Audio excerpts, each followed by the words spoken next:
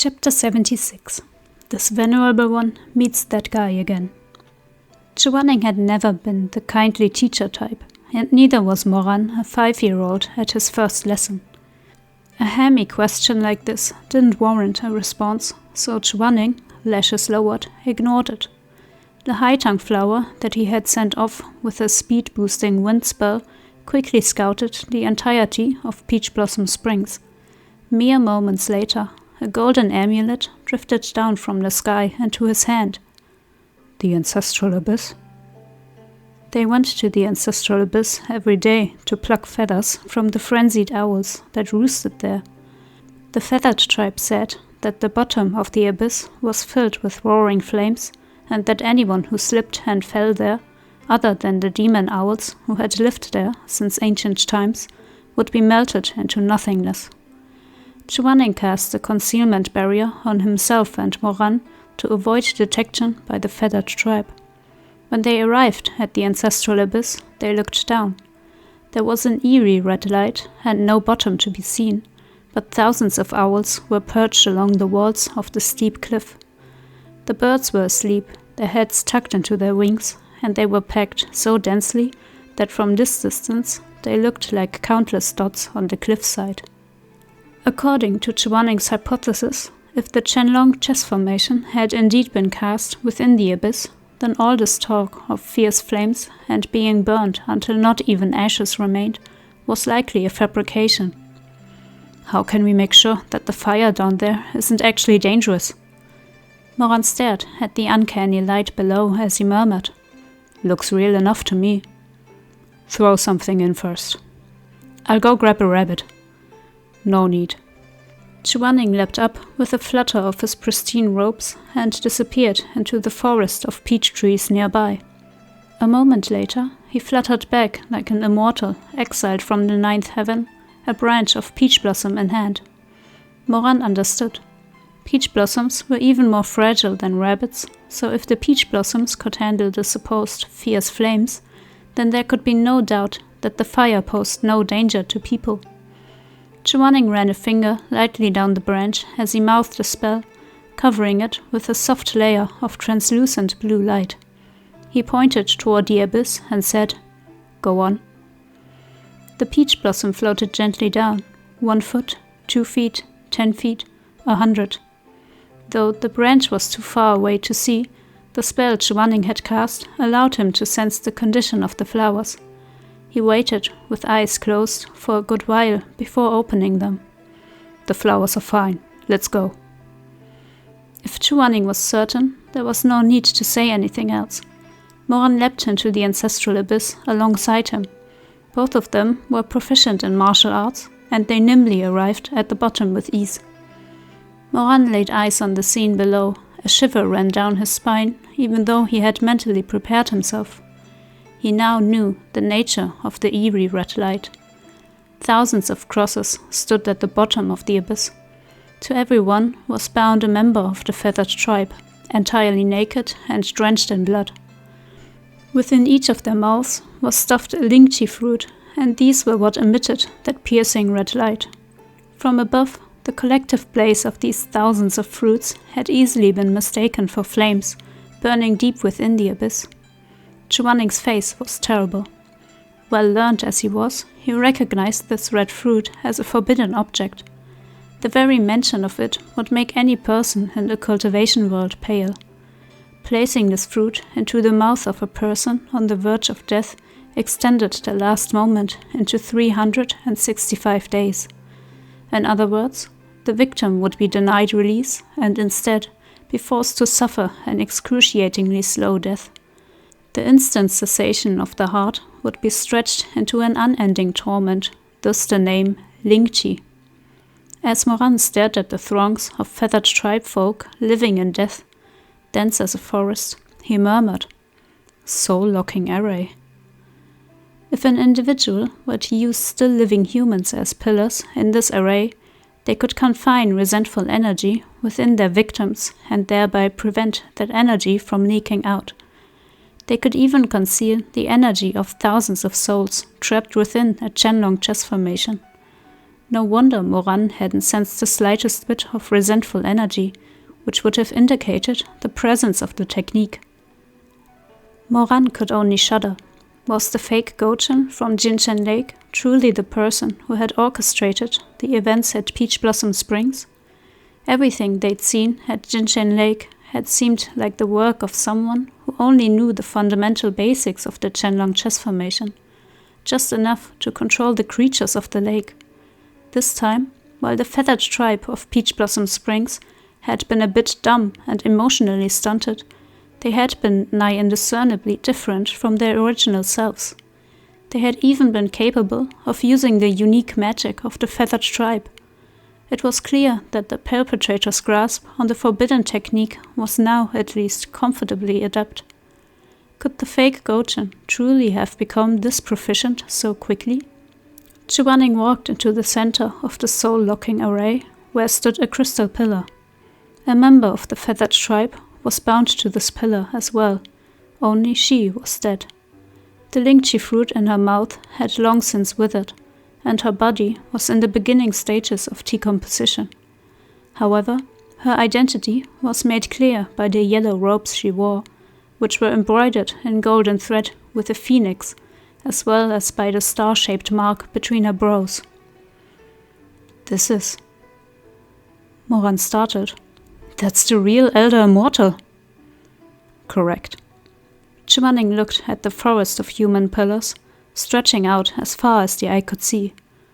So many of the feathered tribe were captured to use in the soul-locking array, he said quietly. At least 800, if not 1,000. The Elder Immortal certainly wouldn't have tolerated this were she still alive. I thought it was odd earlier, when I exchanged blows with her outside the pavilion, that she didn't even seem to be as strong as the ghost mistress of Butterfly Town. If I'm not wrong, it seems that the feathered tribe of Peach Blossom Springs had been exterminated, and all those we met were merely walking corpses under the control of the Chenlong Chess Formation. Moran stared in shock. Sure enough, Chu Wanning had come to the same conclusion that he had. As soon as Moran recovered from his shock, he turned to leave, but Chu Wanning blocked his path with a wave of his sleeve. Where are you going? Chu Wanning asked. I have to go tell Uncle and the others. If this is the case, then this place is terribly dangerous. Don't be hasty. Chu Wanning shook his head. Right now, we're out in the open, but the enemy is hidden in the shadows. There are many cultivators at Peach Blossom Springs, and we don't know who's pulling the strings. Acting rashly might make things worse. Long time no see. Chu Changshe is still so cautious. A small giggle came from above them, but the effect of the sound was no different from that of thunder striking the depths of the ancestral abyss. Their heads snapped up as blood drained from their faces, only to see a mangled child of the feathered tribe sitting on a branch sticking out from the cliffside, kicking his legs. The dead child tilted his head, a pair of eyeballs soaked in bloody tears rolling around in their sockets, and grinned brightly at them. Chenlong Chess Formation, Moran said, startled. Chu Wanning cursed under his breath. Another white chess piece. That's right, another white chess piece. The child clapped gleefully, terrifyingly. What did you think I would come here personally? I'm not that dumb. So you are that fake Gochin from Jinchen Lake, Moran said. What do you want, you madman? Who do you think you are? Some no-name spouting still stumbling over foundations. You aren't fit to speak to me. Tell your master to do the asking himself. You! Chu Wanning's slender fingers emerged from his wide sleeve with a sweep to hold back Moran, who was so pissed that smoke practically rose from his head. With a lift of his eyelashes, Chu Wanning looked up and asked coldly, What are you trying to accomplish? The child continued to kick his legs. He was noticeably already dead, but under the control of the forbidden technique, he moved non-stop, making all kinds of gestures, like a puppet on a string. Oh, nothing much, really. Chu Wanning's voice dropped several degrees in temperature. Then why do you keep coming after my disciple? I'm not planning anything too important. I just so happen to need your little disciple's spiritual core to do it, the child said, beaming. He has only himself to blame for having such a fine core. It's even better than yours, and by far. I noticed back at Jinchen Lake that he's a superb spiritual essence of wood. If not for that, I might have been more interested in you, Chu Zongshe. Moran was about to gag. The child spoke in a young voice, but greasily, and with such an adult tone. If I'm ever so goddamn unlucky as to get caught by you, I'll immediately self-destruct my fucking core, he snapped. So don't even think about touching me. It's not like I want to touch you, the child continued in that infuriatingly honey-sweet tone. I'm only chasing you around because I have to. All men love beauties, and your shizun is much prettier than you. I'd rather touch him. You! Moran bristled. Some ugly thing like you, hiding behind white chess pieces all day long, too afraid to show your ugly mug. You think you have the right to touch my shizun? The child rolled his eyes at Moran, as if tired of acknowledging his existence. He returned his attention to Chu Wanning. Chu Zongshe, back at Jinchen Lake, I advised you to leave things alone, but you wouldn't listen. I'm so very hurt, you know. Now that this matter has come to my attention, even if you stopped hounding Moran, I would still intend to get to the bottom of things. I knew you'd say that. The child was quiet for a moment, then grinned again. Why are you righteous Zongshe types so stubborn? He paused again. Fine. Since Chu Zongshe won't leave well enough alone, we'll have to wait and see. I wanted to figure out which one was stronger anyway, your Tianwen or my forbidden techniques. Chu Wanning's brows furrowed. Must you slaughter so many innocents to further your ends? He asked darkly. The people of the world are like the oranges from Huainan. What do you mean? Sour. The child started giggling. Super sour. All these worthless people are sour. I hate them. I want to crush them, step on them. Moran was at a loss for words. Chu Wanning's voice filled with killing intent. You truly are irredeemable. Zongshe deems me irredeemable, but I think Zongshe is just as incurable. Our justice differs at the root. Why sweat the small stuff? The child tilted his head to and fro. Just think of our little spat at the game of chess. You won the match at Jinchen Lake. As for this one here at Peach Blossom Springs, since Zongshe has found the ancestral abyss and seen my white chess piece, and I've run out of tricks by which to acquire your little disciple, let's just say you won this one too.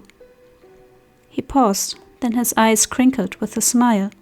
In doing so, he squeezed more blood from them. You better watch out. You may have protected him this time, but I wonder if you can protect him his whole life. Chu Wanning did not reply. As for the secret down here, I suggest you keep it to yourselves, the child said, holding a red and gold feather between his fingers.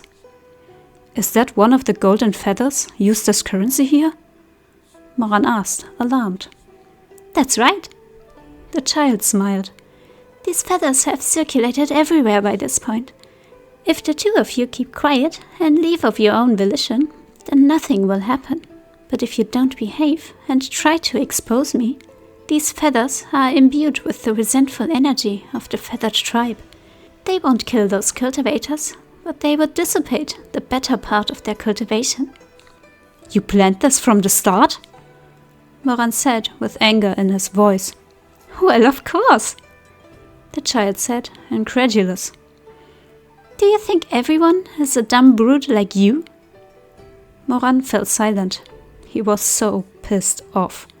He was willing to admit that he was rather straightforward about the way he did things, and that he didn't know much about schemes and strategies. However, being so overtly called out by this little bastard made him really want to summon Jiangui and give him what for. To teach him what it meant to be a real dumb brute. Chu Zongshe, I'm sure you know what's best for everyone involved. Even if the others learned the truth, if their cultivation were greatly damaged, I'm afraid they wouldn't thank you for your integrity. As I'm sure you heard earlier, when you were eavesdropping, I wasn't planning to alarm them to begin with. Chu Wanning said coldly. For the time being. For the time being? So Zhongshe was planning to tell them later then, although there'd be no point in doing that either. The child beamed. Once these people leave, I'll destroy Peach Blossom Springs, just like I did in Cheng Lake. Good luck getting anyone to believe you with no evidence. Chu Wanning's gaze was icy. I'm impressed that you have the nerve to call Moran a dumb brute when you conduct yourself this. Chu Wanning's derision washed right over the child. He got up and twirled in place a couple of times, at which point a flame flared to life at his feet and slowly burned through his flesh and bones. Why don't you save that for when you catch me? Chu Zhongshe, out of respect for your character, I'll remind you one last time. Stay out of this. If you still refuse to listen, then we will certainly meet again. The flames exploded and roared into the sky. The feathered tribe child, who had been used as a puppet, was burned into nothingness. A translucent white chess piece fell from the sky, spun a couple of times on the ground, and stilled. For a while, there was nothing but silence. Moran knew the perpetrator wasn't spouting empty threats, but he also didn't want to take this sitting down. So at length he asked, Shizun, are we really going to leave like this? Do you have any other ideas? Best not to take any chances for now. Let's depart Peach Blossom Springs first. Chu Wanning's expression was dark as well. If he went to the trouble of erecting a soul-locking array to prevent anyone from noticing his use of the Chenlong Chess Formation, he still wants to keep things under wraps, at least for now. I will send word to the sect leader to take Shu Meng and Shi Mei and leave as soon as possible, without alarming the enemy. As for you... Chu Wanning paused. Both times he was after you. This time around, he planned to frame you with the hopes of isolating you from help. There's no need for you to do anything further with regard to this matter. The sect leader will step in and take care of it. What should I do then? Moran asked. It wouldn't be right to make others take care of my mess while I sit on my hands and do nothing. What are you trying to prove at this juncture? It's obvious what that man is after. The tree spirit at Jincheng Lake fell, so he's looking for a replacement. You are a spiritual essence of wood, suitable for his purposes. But if he can't get to you, then he'll go for the next best thing and look for some other substitute. Chu Wanning paused again. And once he finds that something, it will be another massacre. He must be stopped. That's not wrong, but Shizun, it's not like spiritual essences are all that easy to find. If he wants to find a substitute, he'll have to... Moran suddenly stopped talking and lifted his head. He stared at Chu Wanning for a while. If that little bastard wants to find other spiritual essences, he'll have to check sect by sect. Even so, cultivators don't expose their spiritual roots for any old reason. They only do so when choosing a new weapon or refinement crystal in order to check their compatibility. So, the simplest way to test for a spiritual essence would be to sell weapons and spiritual stones. Which means, if we keep watch on the weapon markets near the sects in the coming days, we'll have a pretty good chance of sniffing the bastard out. After Moran had said all this, he realized Chu Wanning was looking at him thoughtfully, and he couldn't help but second-guess himself. I guess? It's a good guess. Chu Wanning said slowly. A moment later, he got the feeling that Moran was a little too informed, and his eyes narrowed in suspicion. Moran, is there something you're not telling me? What could I possibly have to hide from Shizun? Moran said, but the hairs on his back stood on end, and he felt as if Chu Wanning's eyes, clear as glass, were staring right through his reborn body and directly at the soul covering within. A moment passed in silence, and Chu Wanning, thankfully, didn't press the subject. Lowering his eyelashes, he said, "Starting now, you will come with me to covertly investigate the major sects. For the time being, we will not be returning to Xisheng Peak."